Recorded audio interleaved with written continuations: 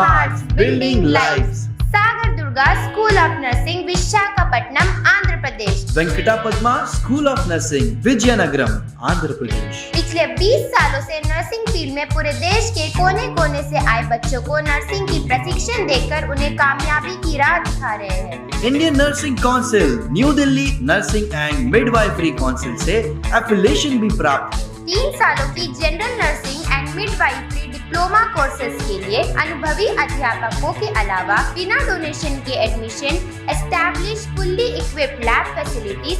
इसके अलावा clinical training भी मल्टी स्पेशलिटी हॉस्पिटल में दी जाती है। 100% प्लेसमेंट की गारंटी भी दी जाती है। शांत माहौल में हॉस्टल, खान पान और परिवहन सेवा भी दी जाती है। एडमिशन के लिए आज ही संपर्क करें Sagar Durga school of nursing Visakhapatnam 7337331315 या 8801111011। लैंडलाइन के लिए 0891271239 Venkatapadma school of nursing Vizianagaram 8801111011 8977018988। Landline के लिए 089222296303। Healing hearts, building lives. Evolution.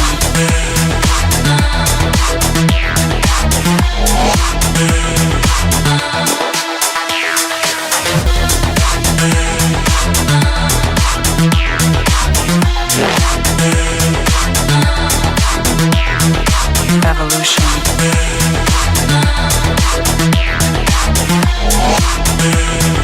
जय हिंद। मैं नशरीन न्यूज अंडमान 24/7 में आप सभी का स्वागत करती हूँ। विपो से जुड़ी कुछ मुख्य समाचार। सबसे पहले हेडलाइंस। पीएम मोदी ने पीएम किसान की 20वीं इंस्टॉलमेंट जारी की। 20,500 करोड़ ट्रांसफर हुए 9.7 करोड़ फार्मर्स के अकाउंट में। Andaman to open Avis island for tourism island पर इको रिजॉर्ट बनेगा। इलेक्शन कमीशन ने बीएलओ और ऑफिसर्स के रिम्यूनरेशन डबल किए। रूफटॉप सोलार प्लांट इंस्टॉलेशन के लिए बिड सबमिशन डेडलाइन एक्सटेंड की है। अंडमान एंड निकोबार एमपी ने होम मिनिस्टर से अंडमान से जुड़े की इश्यूज को जल्दी रिसॉल्व करने की मांग की है। अब समाचार विस्तार से। पीएम मोदी ने पीएम किसान की 20वीं इंस्टॉलमेंट जारी की। 2,500 करोड़ ट्रांसफर हुए 9.7 करोड़ फार्मर्स के अकाउंट में। न्यू दिल्ली से बड़ी खबर। प्रधानमंत्री नरेंद्र मोदी जी ने पीएम किसान स्कीम की 20वीं इंस्टॉलमेंट रिलीज की, जिसमें 20,500 करोड़ डायरेक्टली ट्रांसफर किए गए 9.7 करोड़ किसानों के अकाउंट में। इससे अंडमान के भी 11,000 से ज्यादा फार्मर्स को लाभ मिला। पीएम मोदी ने वर्चुअल इवेंट के माध्यम से अपना एड्रेस दिया और फार्मर्स को एक बेहतर भविष्य के लिए सरकार की प्रतिबद्धता दिखाई। Andaman to open Avis island for tourism. 5 island पर इको रिजॉर्ट बनेंगे। अंडमान एंड निकोबार एडमिनिस्ट्रेशन ने टूरिज्म को बूस्ट करने के लिए एविस आइलैंड को पब्लिक के लिए खोलने का प्लान बनाया है।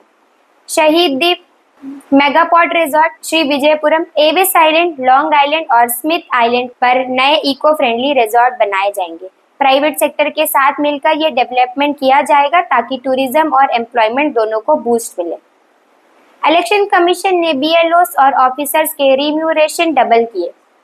इलेक्शन कमीशन ने बूथ लेवल ऑफिसर्स, ईआरओस और एईआरओस के रिम्यूनरेशन को डबल कर दिया है।